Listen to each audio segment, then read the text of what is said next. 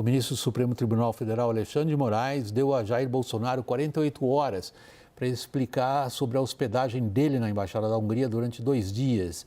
A informação é da defesa do ex-presidente. Hoje, o embaixador húngaro foi ao Itamaraty dar explicações sobre a visita de Bolsonaro. O embaixador húngaro repetiu ao Itamaraty versão apresentada por Jair Bolsonaro. Miklos Almay disse que hospedou o ex-presidente durante o carnaval para tratar de interesses da Hungria com o Brasil. A explicação incomodou o Ministério das Relações Exteriores. O embaixador foi alertado que este não é o canal oficial de interlocução entre os dois países. Bolsonaro esteve na embaixada no dia 12 de fevereiro, de acordo com imagens da câmera de segurança da embaixada obtidas pelo The New York Times. Segundo a publicação, o ex-presidente ficou no local durante os 2 dias seguintes, acompanhado por 2 seguranças e na companhia do embaixador húngaro e de integrantes da equipe diplomática. Quando a gente recebeu essas gravações, a gente trabalhou muito para verificar a veracidade das gravações. E a gente analisou todas as gravações de 4 câmeras dentro da Embaixada da Hungria. E também a gente conseguiu uma imagem de satélite que mostrou o carro do Bolsonaro na Embaixada no dia 13 de fevereiro. No dia 8 de fevereiro, 4 dias antes da visita à embaixada, a Polícia Federal confiscou o passaporte de Bolsonaro e prendeu 2 ex-assessores, sob acusações de terem planejado um golpe após as eleições presidenciais de 2022. Alvo de investigações criminais do Supremo Tribunal Federal, Jair Bolsonaro não poderia ser preso em uma embaixada estrangeira, porque estaria legalmente fora do alcance das autoridades brasileiras. Minha fonte dentro da embaixada achou bem estranho que o ex-presidente dormiu lá. A defesa de Bolsonaro já havia confirmado que ele passou 2 dias hospedado na embaixada com o objetivo de manter contatos com autoridades do país. Os advogados afirmam que o ex-presidente mantém bom relacionamento com o primeiro-ministro Viktor Orbán. Porventura dormir na embaixada, ou conversar com o embaixador. Celso Vilardi, ao advogado criminalista, pergunta na boca de todos. Esse episódio justificaria a decretação de uma prisão preventiva?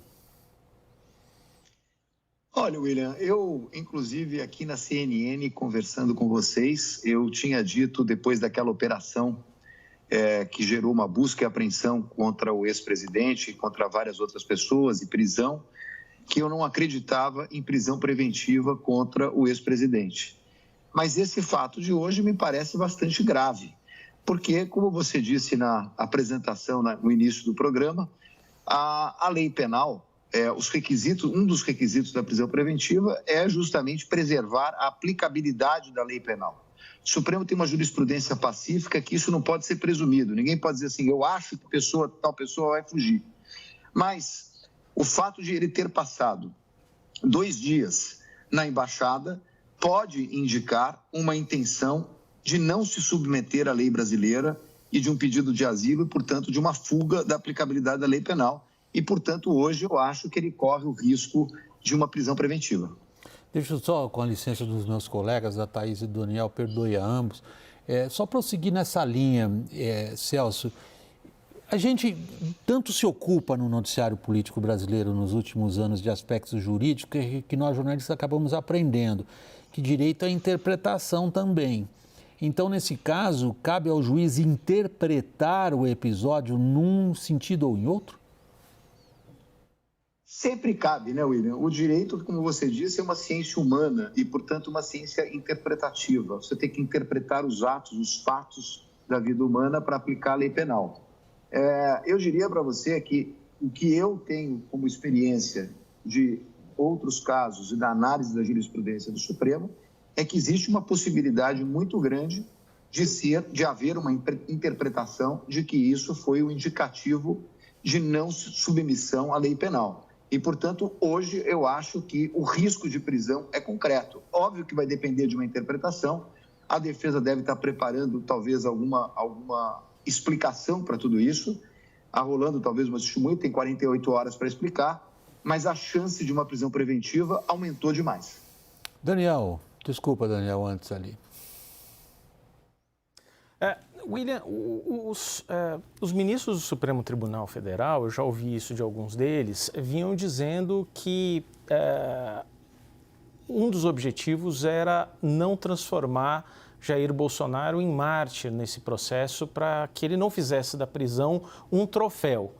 E toda a linha de investigação até agora e todo o processo que tem sido feito pela Polícia Federal, com embasamento pela PGR, tem sido muito na linha de construir evidências para um futuro julgamento.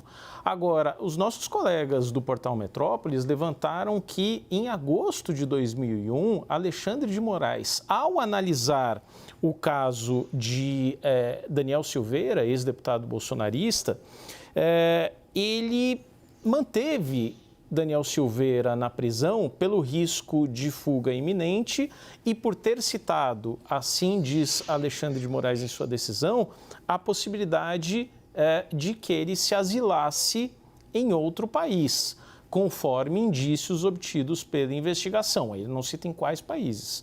De modo que isso parece ser um elemento que talvez seja levado em conta nas próximas horas.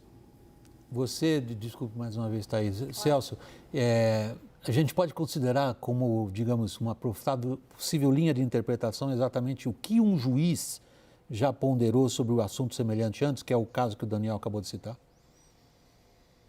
Acho que pode. Mais do que isso, existe uma discussão eterna sobre prisão preventiva a respeito da aplicabilidade da lei penal, que tem muitas decisões dizendo o seguinte: fulano, porque tem condições econômicas, pode fugir. O Supremo já disse em inúmeras oportunidades que a conjectura não vale para a prisão, vale um ato concreto. É difícil explicar por que uma pessoa passou 2 dias numa embaixada. Para estabelecer contato com o presidente, não poderia ter sido estabelecido por telefone da casa dele. Então, realmente parece ter um dado concreto. E isso que acabou de ser dito já de uma experiência do próprio ministro é um indicativo que a prisão realmente pode ser algo a ser muito considerado hoje para as próximas horas. Thaís, querido.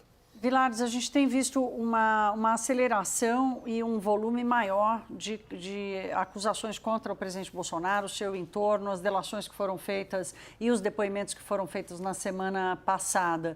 Isso contribui, de alguma forma, para uma assertividade dos juízes, ou apenas o elemento da permanência dele da Hungria já é suficiente para formar uma decisão de prisão? Então, Thaís, na verdade, o que nós vimos, por exemplo, na semana passada, foi, na verdade, uma ameaça de quebra da delação do CID. Isso, na verdade, como eu disse aqui mesmo na CNN, seria algo para até ajudar a defesa do Bolsonaro, porque, na verdade, seria um delator, mas o fato é que ele responde a outras acusações. Ele tem um volume de investigações muito grande. Ele tem a questão do golpe, ele tem a questão da própria carteira de vacinação, ele tem a questão das joias. Então, ele é um investigado por crimes graves. O que não dá para entender é, na verdade, o cometimento de um erro crasso, porque não havia, pelo menos no meu modo de ver, nenhuma possibilidade de prisão preventiva antes dos julgamentos. Na verdade, essa passagem pela Embaixada da Hungria é um fato concreto, que, na verdade, não dá para entender por que o presidente, depois de ter tido uma cautelar que não gerou a prisão, que gerou a entrega do passaporte, tenha ficado 2 dias lá. Então, na verdade, ele, investigado por crimes graves, ele acaba dando um motivo para justificar a prisão preventiva, o que é absolutamente surpreendente. O Celso Vilardi, Daniel, se colocou na mesma situação que nós aqui no WW, muitas vezes, de tentar entender o que passa na cabeça dos agentes políticos, no caso específico, o que passa na cabeça de Jair Bolsonaro. Quer dizer, o Celso aponta um erro crasso, depois a gente sempre é mais inteligente. É um erro patético, para lá de crasso, a não ser que ele tivesse certeza que ia ser preso, Daniel. Certeza a gente nunca pode dizer, William, mas eu me lembro vivamente ali o ambiente que a gente tinha em 8 de janeiro. 8 de janeiro foi a data da operação da Polícia Federal, em que você tinha militares de alta patente, 4 ex-ministros, ex-assessores do governo de Jair Bolsonaro, todos com mandados de busca e apreensão, acusações graves para responder naquela tentativa de golpe de Estado que foi identificada pela Polícia Federal. E o clima que se vivia, sim, no entorno ali de Bolsonaro, era de que uma prisão estava entrando no radar. Se você digitar um Google ali, prisão Bolsonaro, 8 de fevereiro, você vai começar a ver que essa hipótese estava sendo, sim, aventada.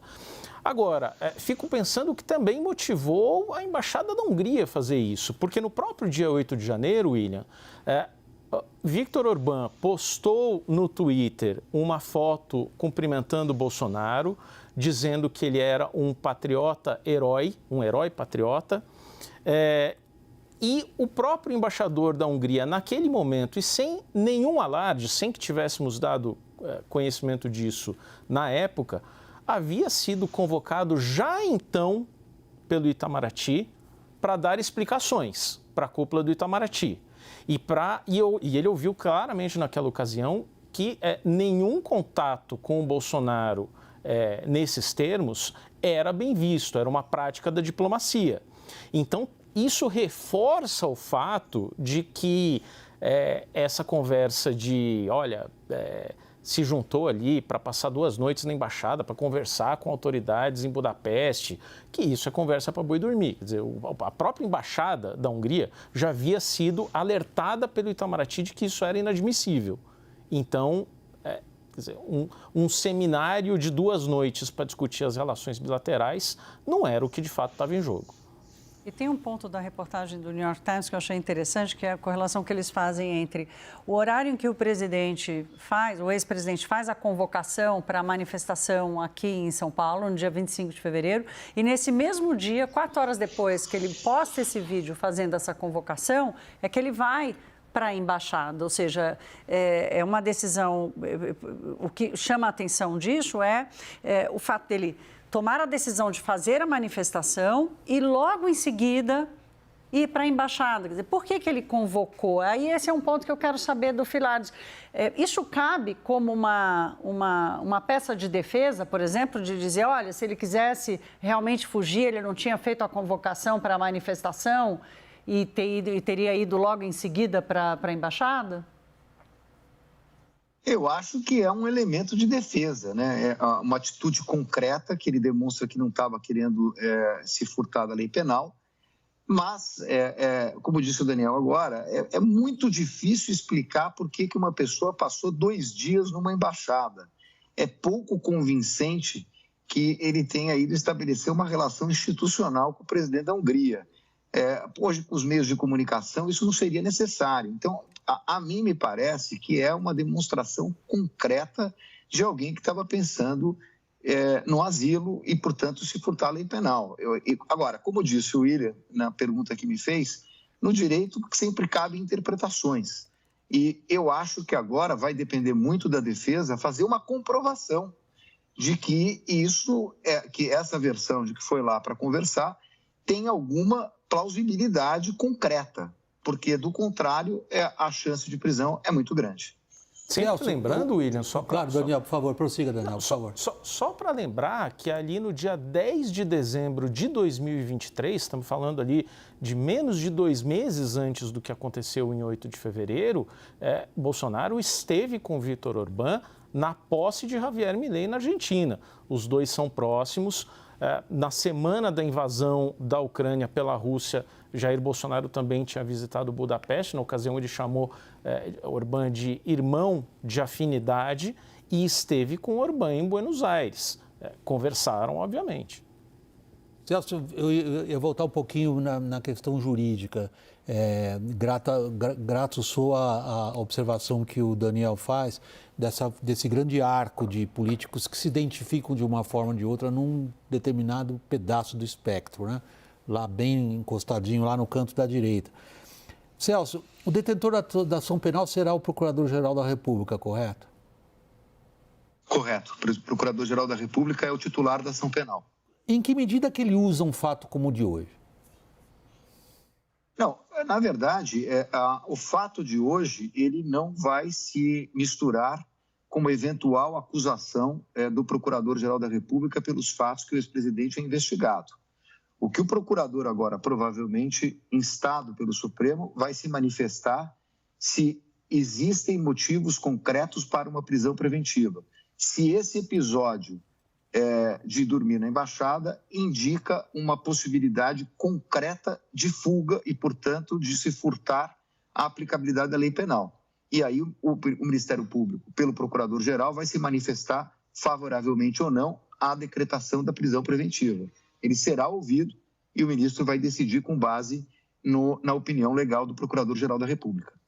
Celso Vilardi, professor, advogado criminalista, aqui, professor na Fundação Getúlio Vargas. Muito obrigado, Celso, pela participação. Boa noite. Um abraço, boa noite.